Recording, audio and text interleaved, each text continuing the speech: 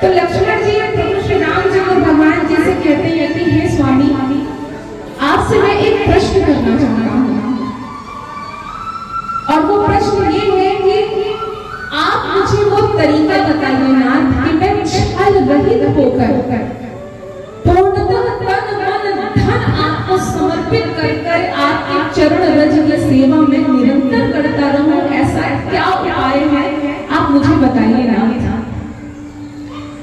और ये उपाय हम सबको ही जानना है, हर एक जीव को ये उपाय जानना है।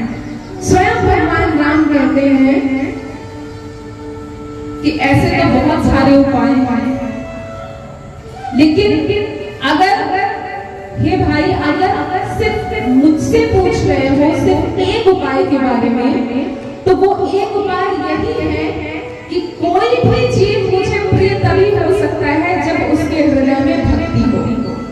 लक्ष्मण जी को आगे बताते हुए कहते हैं कि जब मैं ऐसे भक्त को देखता हूँ जो पूर्णतः अपने आप को मुझ में समर्पित कर दिया है, मतलब माता पिता पति गुरु भाई भी मुझ में ही देखता है, इस पूरे संसार में हर एक जीव के अंदर ही मुझे देखता है, वही भक्त मुझे अत्यधिक प्रिय है। और वही उसी भक्त के मुट्ठी में मैं रहता हूँ, उसके वश में रहता हूँ। सोचिए, भगवान स्वयं ये बात बता रहे हैं कि भगवान किसी के वश में रह सकते हैं क्या? भगवान को कोई वश में कर सकता है, लेकिन भगवान को भक्त ही अपने वश में कर सकता है।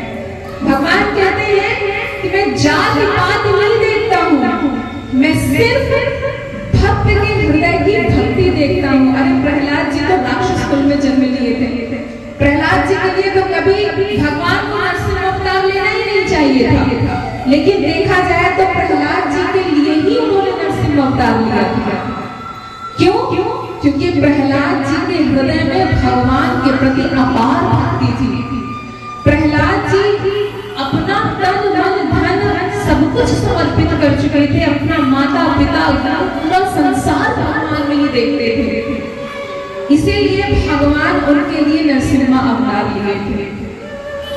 और यही बात मानस जी में भगवान भी कहते हैं कि जो जीव सर्वप्रथम ब्राह्मणों के चरणों में अत्यंत प्रीति रखता हो, जो संतों का सम्मान करता हो, उनसे प्रीति रखता हो, और जो स्वयं को पूर्णतः मेरे शरण में समर्पित कर चुका हो, उस भक्त के हृदय में मैं वास करता हूँ। सोचिए कितनी बड़ी बात है।